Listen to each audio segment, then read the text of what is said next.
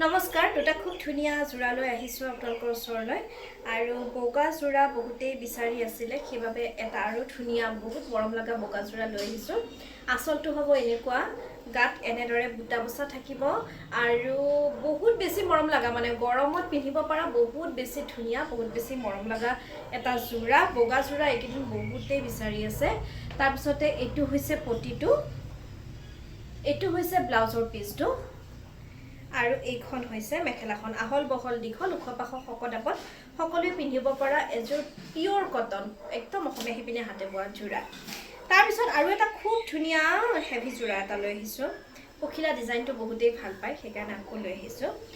এইটো এই কাপোৰযোৰ আহল বহল দীঘল হয় এখন মেখেলাখন তাৰ পিছতে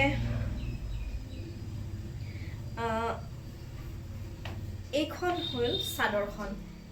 এখন হৈছে চাদৰখন বিৰাট ধুনীয়া হয় কাপোৰযোৰ পখিলা ডিজাইনত আছে গাটো এনেকে গোটেই গাতে এনেকে পখিলা ডিজাইনত ওয়ার্ক কৰা আছে খুব ধুনীয়া হয় কাপোৰযোৰ